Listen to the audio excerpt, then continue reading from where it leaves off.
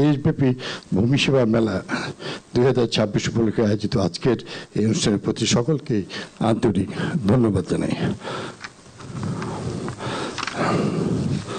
আমি বক্তব্যের শুরুতেই মহান স্বাধীনতার ঘোষক শহীদ জিয়াকে আন্তরিকভাবে আমি শ্রদ্ধার সঙ্গে, তিনি এই দেশের ভূমি ব্যবস্থার আমূল পরিবর্তন সূচিত করেছিলেন।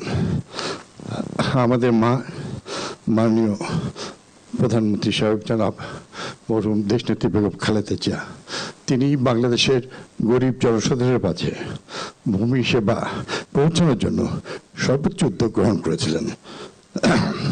ভূমি শুধুমাত্র মানুষের সামাজিক মর্যাদায় বৃদ্ধি করে না, বরং এটি জীবন জীবিকার অন্যতম মাধ্যম হিসেবে সর্বজন স্বীকৃত। সুষ্ঠু ভূমি ব্যবস্থাপনা রাষ্ট্রের কাঠামোকে করে সুশৃঙ্খল ও সুশাসন প্রতিষ্ঠার সহায়ক ভূমিকা।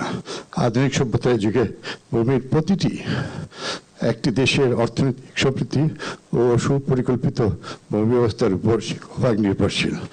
তাই আমরা আশা করছি যে মাননীয় প্রধানমন্ত্রী, আমরা জানি এই মন্ত্রণালয়কে মানুষের অনেক প্রত্যাশা, আমরা জানি এই পথ অনেক কঠিন।